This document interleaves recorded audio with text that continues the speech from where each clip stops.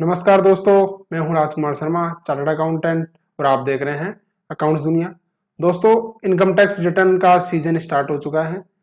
जैसे ही 31 मार्च खत्म होती है तो उसके बाद से लोग अपनी इनकम टैक्स रिटर्न दाखिल करना शुरू कर देते हैं। तो इनकम टैक्स रिटर्न फाइल करने के मुख्यतः जो 5 फायदे हैं और 5 नुकसान अगर उसको नहीं फाइल करते हैं, तो उसी की अवेयरनेस के लिए ये वीडियो मैंने आपके लिए बनाया है। तो ज़्यादा से ज़्यादा लोगों तक इसको शेयर करें और अवेयरनेस इनकम टैक्स रिटर्न के रिगार्डिंग अगर आपको ये फायदे यूनिक लगे, इनमें से 5 फायदे और 5 नुकसान में से कम 2 ऐसे होंगे जो अभी तक आपने नहीं सुने होंगे। तो अपने जो भी मिलने वाले हैं उन तक ये वीडियो जरूर पहुंचाएं और उनको भी इस चीज का फायदा उठाने से आप उनको प्रोत्साहित करें। तो शुरू करते हैं आज का वीडियो और बात शुरू करते हैं फायदों से कि इनकम टैक्स रिटर्न जो है उसके फाइल करने के फायदे क्या है। सर, फायदे हमें बता देंगे तो हम हो सकता है अपनी रिटर्न जो अभी तक नहीं फाइल करते थे वो फाइल करना चालू कर दें। तो पहला और जरूरी जो है सर, जो जिसने अगर कभी लोन लिया है उसको ये पता होगा कि जैसे ही आप कभी लोन के लिए अगर आप किसी बैंक या किसी भी फाइनेंशियल इंस्टीट्यूशन से अगर अप्रोच करते हैं तो सबसे पहला जो कागज आपसे मांगा जाता है वो आपकी इनकम टैक्स की रिटर्न, चाहे से किसी प्रकार का आप लोन ले रहे हो, चाहे से व्हीकल लोन ले रहे हो, चाहे से बिजनेस लोन आप ले रहे हो या किसी घर खरीदने के लिए आपने या कंस्ट्रक्शन के लिए होम लोन लिया हो, तो सबसे पहला कागज आपसे जो मांगा जाता है वो है आपकी इनकम टैक्स की रिटर्न आपसे मांगी जाती है। क्यों मांगी जाती है? ताकि बैंक ये इंश्योर कर सके कि कल को आप उनसे जो लोन ले रहे हो उसको आप रीपे कर पाओगे नहीं कर पाओगे, पहली चीज। और रीपे कर पाओगे तो कितनी इंस्टॉलमेंट तक आप पे कर सकते हो। बेसिकली वो लोग ये मानते हैं कि जितना आदमी कमा रहा है उसका 50% तक जो है वो किस्त के रूप में चुका सकता है, कोई भी आदमी है वो चुका सकता है। तो इनकम टैक्स रिटर्न भरने के लोन के अंदर क्या फायदे? एक तो बिना इसके लोन आपको मिलने वाला नहीं है।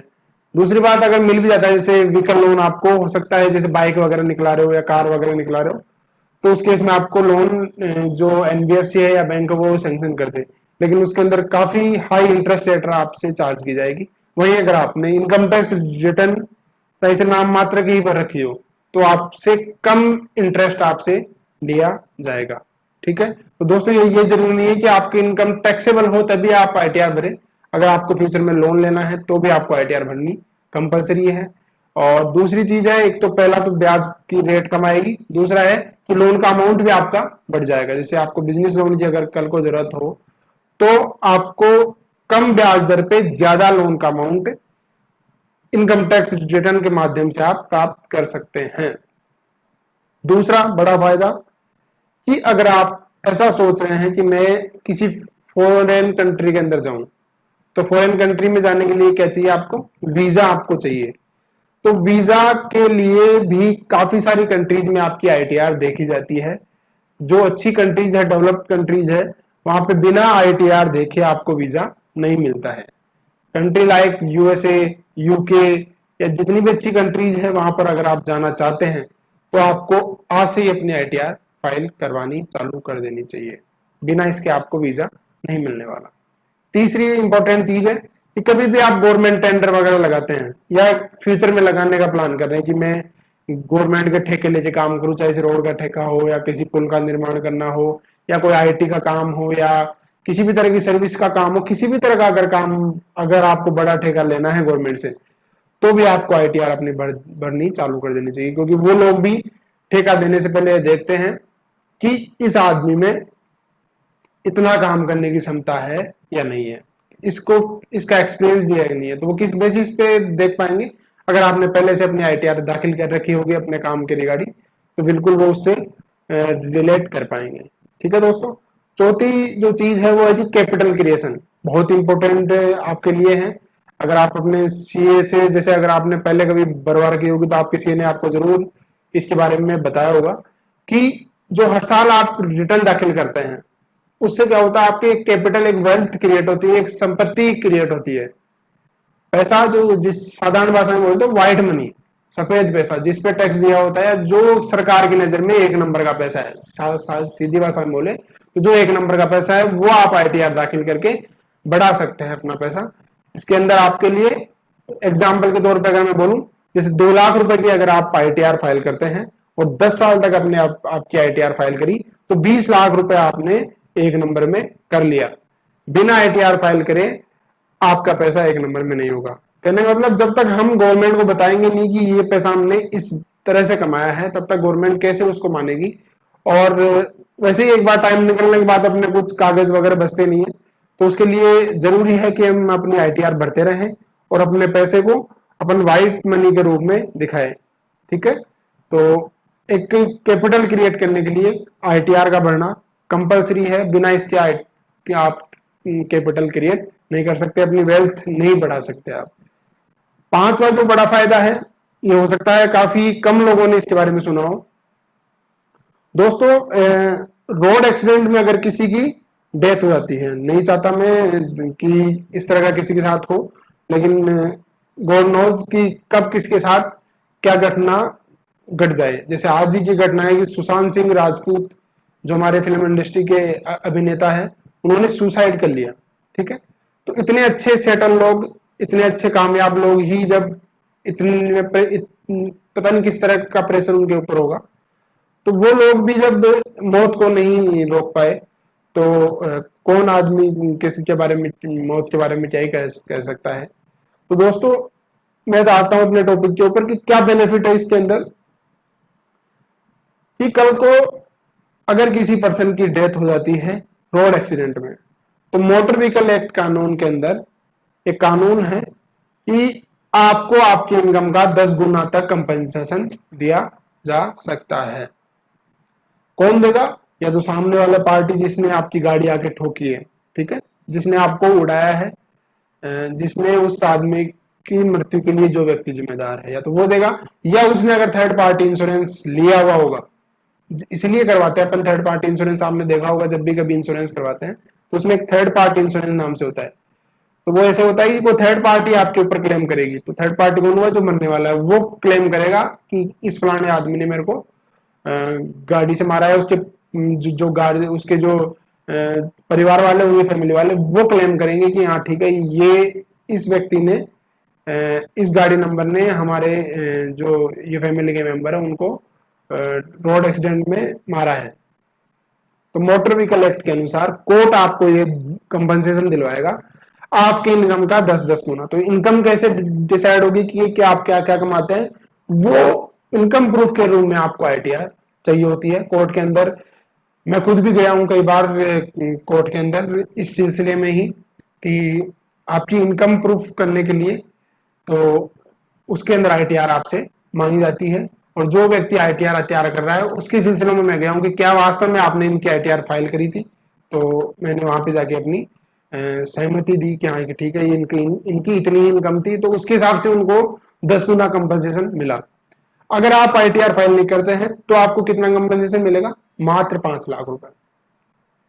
या ये 5 लाख रुपए तब मिलेगा जब आपकी कोई इनकम एस्टेब्लिश नहीं होती है और आप किसी तरह से कोई बैंक एंट्री से या किसी और एंट्री से अगर आप अपनी इनकम प्रूफ कर देते हैं कि ठीक है मेरी 10,000 रुपए इनकम थी, 20,000 रुपए इनकम थी, तो उसके हिसाब से आपको कंपनसेशन मिलता है। मैं आपको 2 एग्जांपल इससे संबंधित देना चाहूंगा। आपकी स्क्रीन के ऊपर एक न्यूज़पेपर न्यूज है। उस न्यूज के अंदर किसी पर्सन को मिला है 1,22,00,000 का कंपनसेशन। क्यों मिला है? इसके लिए देखो कोर्ट ने क्या क्या कहा है कि मंथली सैलरी उस आदमी कितनी थी? 99,000 रुपए, 99,300 रुपए, मोटा मोटी 1,00,000 रुपए। तो 1,00,000 का 10 गुना कितना हुआ? 1 करोड़ रुपए। तो 1 करोड़ रुपए इसी कारण से इस व्यक्ति को मिला है क्योंकि ये अपनी आईटीआर 1 करोड़ की दाखिल कर रहा था, तो इसलिए इसको 1,22,00,000 रुपए और किसी चीज के लिए कोर्ट उसको दिए होंगे। बाकी 10 गुना इस कानून के अंदर इसको इस हिसाब से मिला है। एक और एग्जांपल मैं आपके लिए देता हूं। ये जो है एक और केस मैंने आपको दिया है, वो तो था जिसने आईटीआर भर रखी थी या जिसने अपना इनकम प्रूफ दिया था। ठीक है, अब मैं आपको एक दूसरा केस दिखा रहा हूं जिसमें कितने मिले? मात्र 14 लाख रुपए। क्यों मिले? क्योंकि इसने कहा कि देखो मेरी इनकम, इसके जो फैमिली वालों ने था उन्होंने कहा कि इसकी इनकम कितनी है, 30,000 रुपए पर मंथ की इनकम है, इसलिए उन्होंने कितना लाख का कंपनसेशन डिमांड किया, 90 लाख का।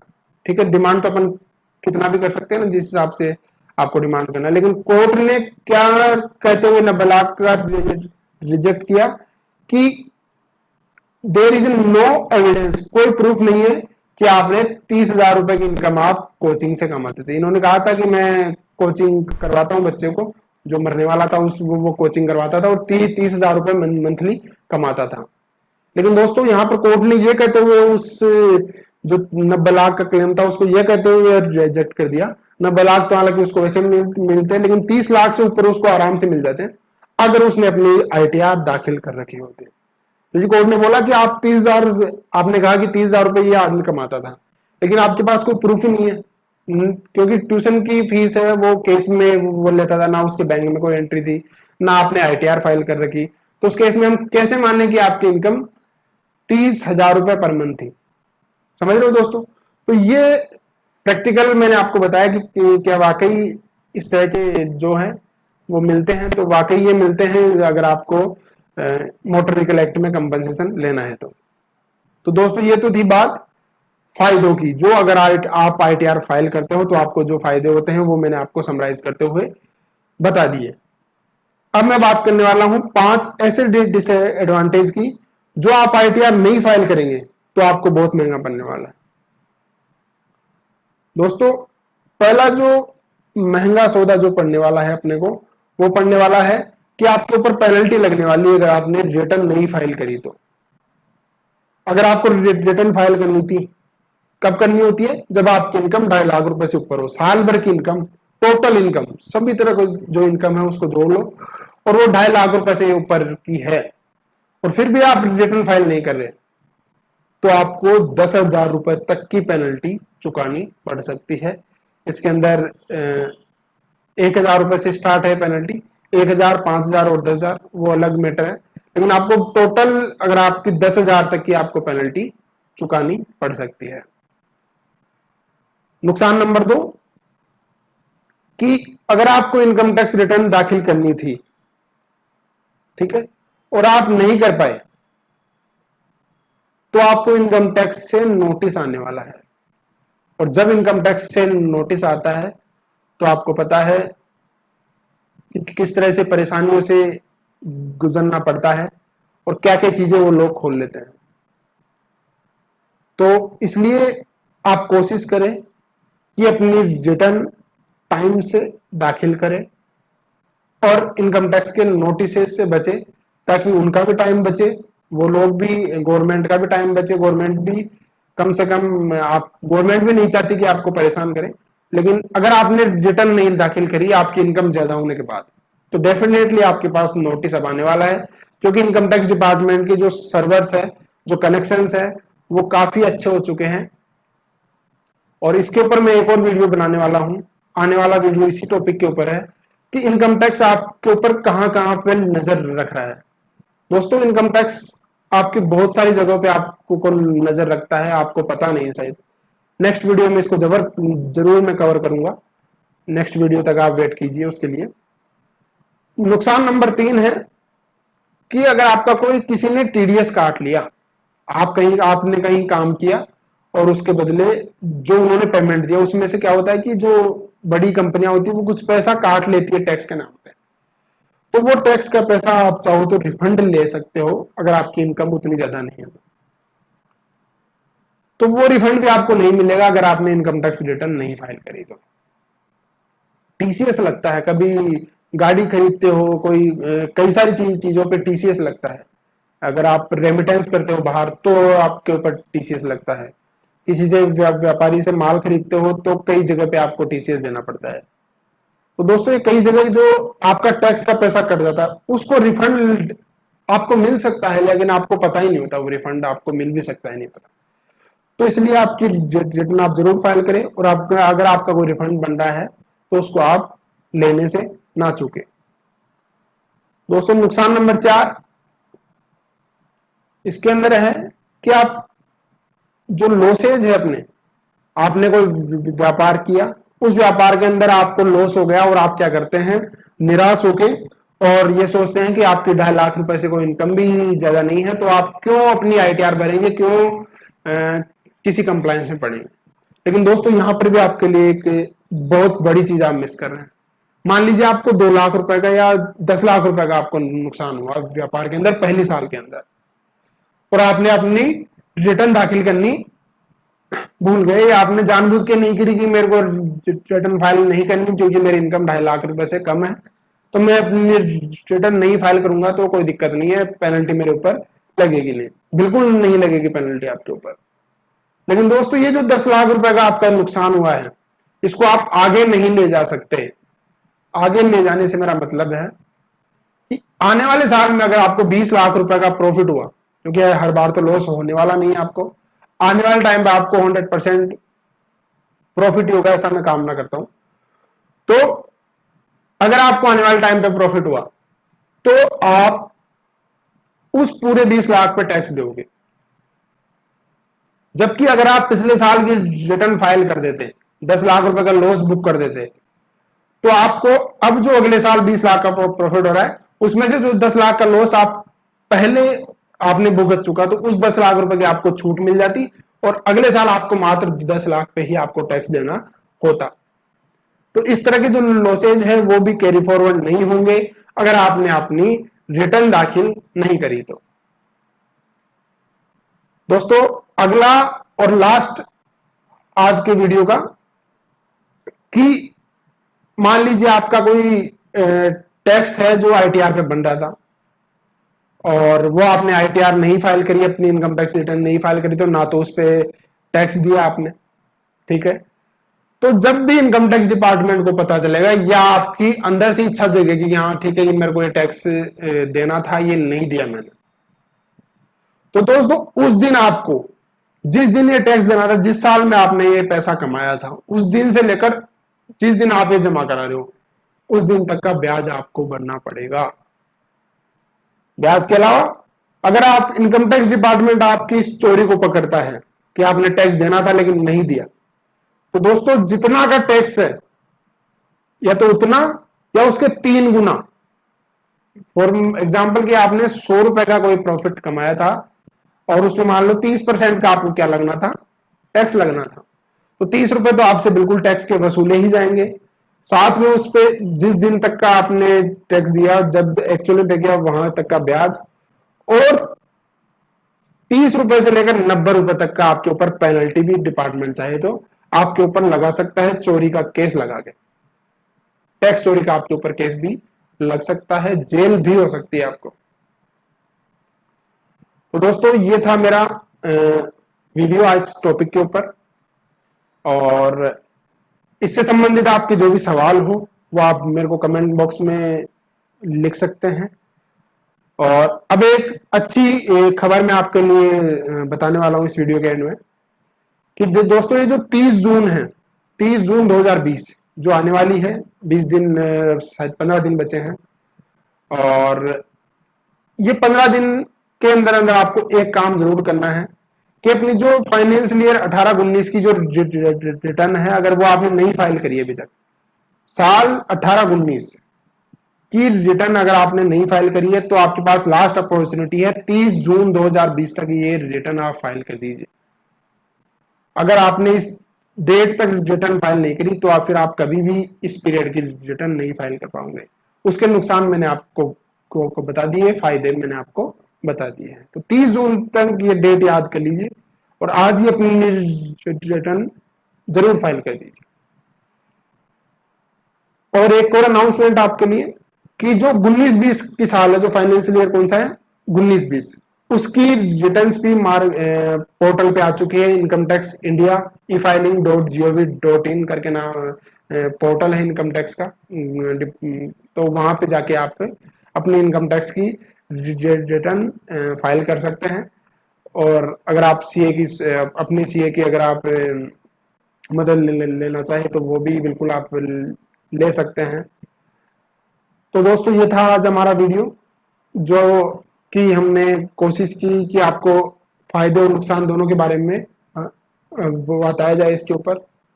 तो दोस्तों एक और जरूरी चीज है इसके अंदर कि ये जो 19-20 की आप रिटर्न जिसके लिए अभी काफी टाइम है ऐसा आप सोच रहे हैं, तो ऐसा ना सोचें।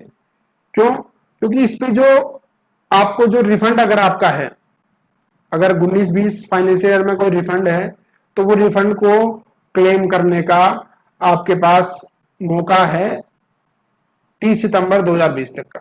लेकिन इस पे जो ब्याज का नुकसान आपका होगा, जैसे अगर आज आपने रिटर्न दाखिल करी और मान लीजिए 1 लाख रुपए का आपका रिफंड बन रहा है, तो ये रिफंड का पैसा अगर आप 2 महीने बाद फाइल करोगे तो 2 महीने बाद से ब्याज काउंट होगा, और आज अगर आपने रिटर्न दाखिल कर दी तो रिफंड पे ब्याज मिलना आज से शुरू हो जाएगा। इसलिए जल्दी करें और अपने रिटर्न टाइम से फाइल कर दें। थैंक यू सो मच, यहाँ तक आपने वीडियो सुना। और मेरे पिछले 2 वीडियो में कोई दिक्कत हो गई थी, 2 बार यूट्यूब ने उन वीडियोस को डिलीट किया, कारण मैं भी अभी तक नहीं जान पाया कि क्यों किया था उन्होंने। और हालांकि मेरे अपील के बाद दोनों वीडियो दोबारा से यूट्यूब ने वापस कर दिया, वो चैनल पे है दोनों वीडियो, तो उन दोनों वीडियोस का लिंक मैं यहाँ पे आई बटन में डाल रहा हूँ, और वो वीडियो भी आप देख सकते हैं। अगर उसमें किसी भी तरह का कुछ गलत लगे आपको तो मेरे को कमेंट बॉक्स में आप जरूर बताइए, क्योंकि हो सकता है कोई चीज मेरे पकड़ में नहीं आ रही हो और वो आपके समझ में आए। तो मेरे को लिंक में आप कमेंट के अंदर जरूर बताइए कि क्या दिक्कत है उन वीडियोस के अंदर, तो वही मैं समझना चाह रहा हूँ आपसे। Thank you so much. जय हिंद, जय भारत।